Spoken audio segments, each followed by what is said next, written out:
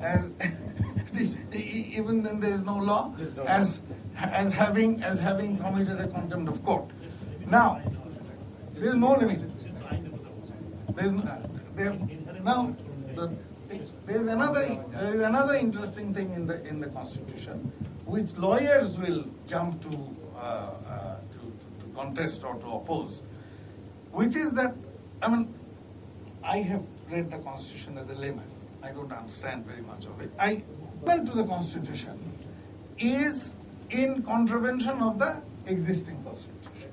It is not there, which means that when the High Court or the Appellate Division, when they sit on judgment to decide whether an act of the Parliament or an act of the government is in conformity with the Constitution, which is the basic law of the country, or not in conformity with the Constitution, they have to set a limit for themselves. I'm concluding. Now, where I am particularly perturbed is when I try to figure out whether we have a constitution or we do not have a constitution. Now, when this printed version says that in the light of the judgment, there cannot be any in the light of the judgment. They have to say that as instructed by the court. Now, the court can say, let us accept that the court can say that such and such law is not valid for such and such reason. But the court does not have any power to say that these are the words which should be written into the Constitution. So this is a chaos that we have been landed into. We have to get out of this chaos. And before I conclude, I'd just like to say one thing, that we have a very sad history of constitution making.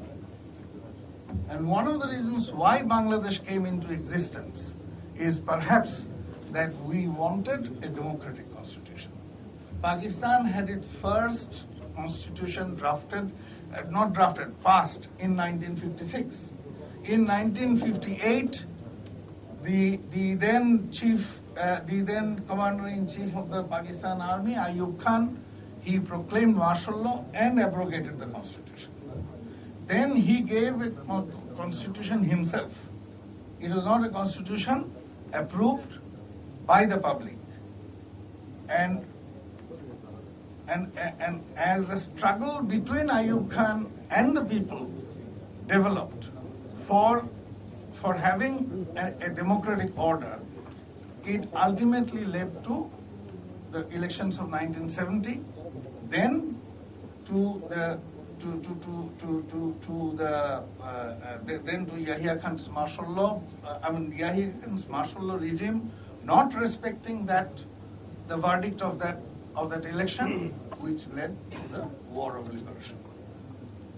If we see it in that light, then we fought the War of Liberation in 1970, not only for independence, but to have a democratic independent country, a democratic republic, which came in 1970.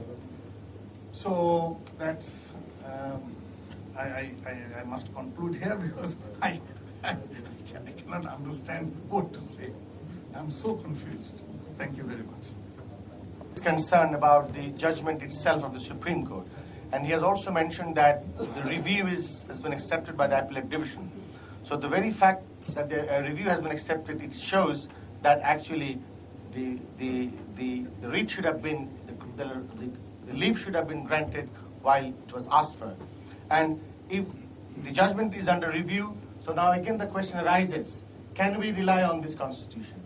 Because the judgment under review. So I believe the audience will further touch on that point, because we do not know what the review judgment would be, what it would look like. So we again might have to change. But maybe in between the Parliament will intervene, but then the Constitution is a constitutional document, it's a document for the people, so people must not be misled. So we believe that there needs some action on this. Now I request Mr. Khandekar Mahbub Hussain